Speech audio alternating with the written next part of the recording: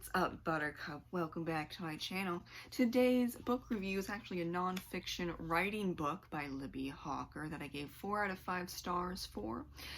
This is mainly for the authors out there or the aspiring authors, but if you're a reader and you want to know the details of how we, figure ourselves out, then stick around. You learn a lot of behind-the-scenes information. Now, this was only $8.99.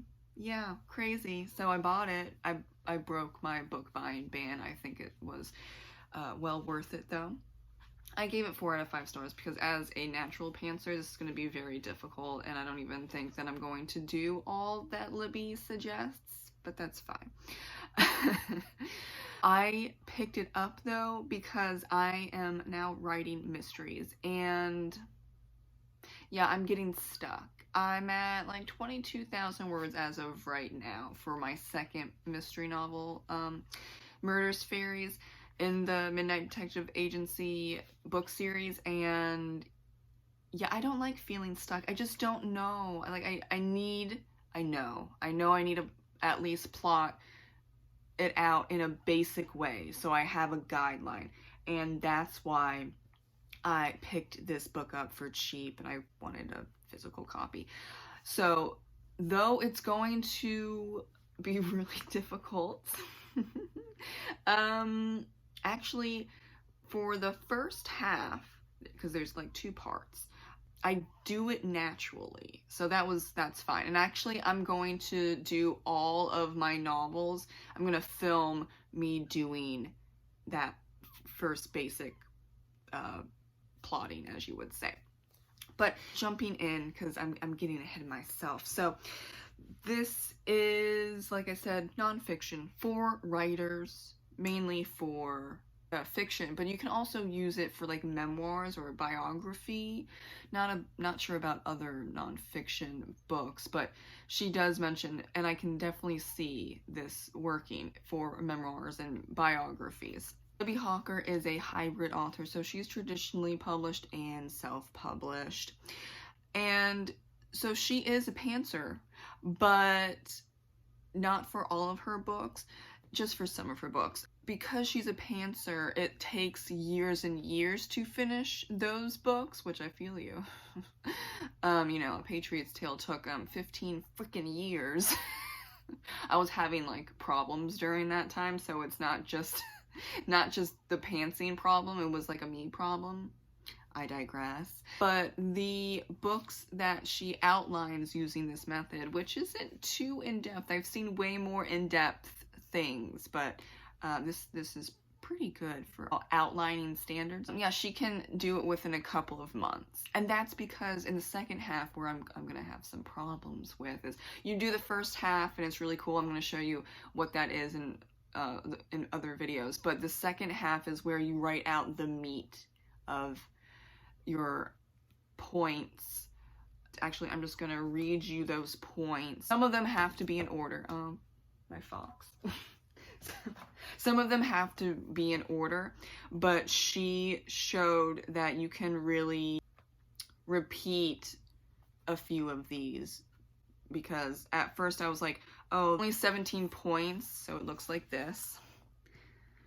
I was like, oh, I don't know, that doesn't look right, like, I don't know, but in somewhat order. Well, of course, opening scene, enticing event, character realizes external goal, display of flaw, drive for goal, antagonist revealed, thwart number 1, revisiting flaw, new drive for goal, antagonist attacks, thwart number 2, change goal, ally attacks, girding the loins, battle, death, outcome. So she, in one of her examples, she uses Tidewaters, which is a historical fiction book about Pocahontas in Jamestown.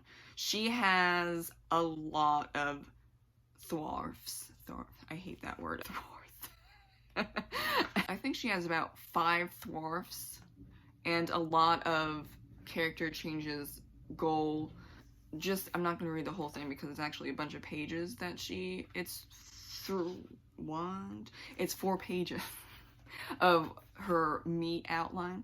So just to give like one page, because I'm not reading the 4 of them out loud. I'm not that great of a reader out loud. So, for example, opening scene, preparing for a feast, and Pocahontas shirks away her duties and angers her half-sister. Enticing event given as handmaid to a highborn relative, dissatisfied with her lot in life. Character realizes external goal. She sees female chieftain arrive, clearly wants to be a chieftain herself. Display of flaw, behaves cruelly to the girl she's now serving as handmaid. Continues to shirk her duties and dumps her chores on her sister. Drive for goal. When the white men arrive, she makes herself useful as an interpreter, so her father would take note of her and give her more status. Antagonist revealed. Her father gets ultimate say over who does what with the white men. Thwarf number 1. Her father places someone else in charge of monitoring the white men, and then revisiting the flaw, anger over this turn of events, she runs off and leaves her sister to do the chores again. New drive for goal, barges into Longhouse and inserts herself as interpreter. Antagonist attacks. Her father gets cold feet about the white men and takes a more hardline stance with them. Thwarf number 2, Pocahontas is forced to negotiate for guns. Good relations she's worked hard to establish her are destroyed. And it goes, new drive for goal, antagonist attacks. Thwarf number 3, new drive for goal, antagonist attacks. Thwarf number 4. You can have as many thwarfs and antagonist attacks and new drive for goal, and maybe even a changing goal. And then we get down to thwarf number 5, and then we skip all over that because that's 1.5 pages. And then changed goal. She decides to settle into a quiet life with Cocoon. Ally attacks. Girding the loins. So this I don't know why she likes that saying. She says that she loves it, and I'm like, I don't like saying it because I can't with the R in there. The battle, she is kidnapped by white men, held hostage. So then she converts to Christianity and just marries Thomas John, whatever that guy is. And then her death, which it doesn't need to be an actual death. It could be also a rebirth or like shedding of her old self. So she does accept the baptism, so she can continue living and learning among the English. She doesn't want her son to grow up English. She wants her son to go live with her father and her tribe. And then the outcome, which is the ending scene, she becomes a useful tool serving her people. And like I said, she wishes for her son to live out his life as a native, not as an Englishman, thus showing that her whole heart is still with her people, which is very important. Now, that is a lot. That's where I'm like, okay. But the point that I can do is you're writing out 1 through 5, and then you're writing out the flaw and the ally. So it's going to look like main character second, 2 external goal, 3 antagonist, 4 is the meat of the story where I just read out to you. Like, that's the meat, and you write it out without dialogue, but it's like 1 or 2 sentences, and you're just going through the story from beginning, middle, end. Number 5 is the end. How does the book end? Then her flaw. What is your character's flaw? And then the ally. Who is the ally? And also theme, the overarching theme of, like, so for example, Tessa's theme, or more so the Midnight Detective Agency theme, is you can still have great relationships even though you're different. Because Tessa, 99% of people, she cannot tell that she can see other beings because they would think that she's crazy, and that has happened before when she was younger. So she feels really guilty lying to people, but she has to truly accept, and she's going to truly accept that at the end of the book, it's okay to lie to people so you're not put into an insane asylum, right? And her friendships with Wiccans or neo-pagans and other beings and her family, the 1% that understands she's not crazy and this stuff is real is perfectly acceptable, and it's a good thing to befriend that 1% that understand her, and those are good relationships, and to hold on to those relationships and not be scared of becoming close friends with that 1%. That's an overarching theme, and she does, spoiler alert, will accept it at the end of the Midnight Detective Agency book series. But she's going to work through that through the 6-book series. You see what I'm saying? You have to just brainstorm and come up with the why, how, where, what, you know what I'm saying? Yeah. First half I already do in my head, where I just read it to you, the 5 points and then the other stuff. It's not a big surprise because I have been told by multiple writers that if you read enough books in a genre like 100+, which I've done, especially for her historical fiction and fantasy, you understand and pick up the beats in what's expected unconsciously, and then you write it out, which, yeah, I did that. I appreciated that she spoke about the hero's journey and Joseph Campbell, since he's gotten a lot of shit when he's dead, so he can't speak up for himself, and all his research on the hero's journey, right? I grew up on Joseph Campbell and his process in the hero's journey and how that's laid out, so that helps me as well. It's really carved in there.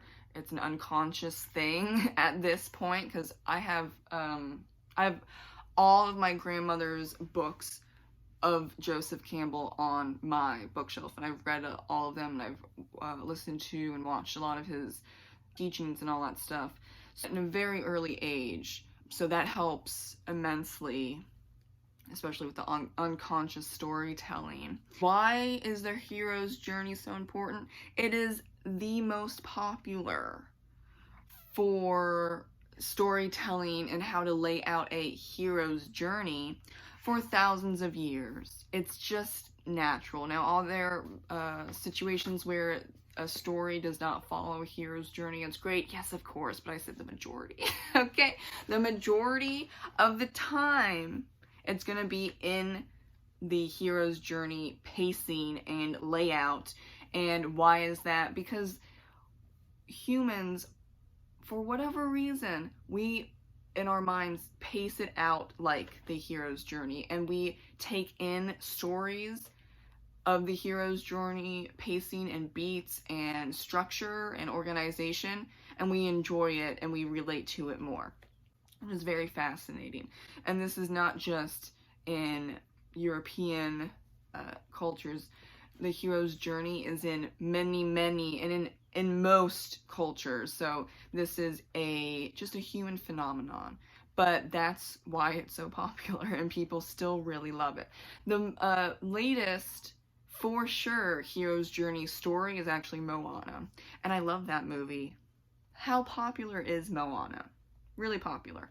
Because we did the hero's journey, but they just took out the romantic aspect, which you see it a lot in stories, that romantic aspect, but you can take it or leave it, and you still have the hero's journey, of course. So I am going to go into other videos and for my books, not my poetry. I don't need to do it for my poetry, but for my 3 standalones and for Obsidian Murders, and actually I'm gonna do it for Murderous Fairies as well, because I'm struggling with that one. I need to figure out some more stuff. Yeah, I need to figure some stuff out with that one. So look forward to those videos. I don't think they're going to be long, because the first half is not a long process.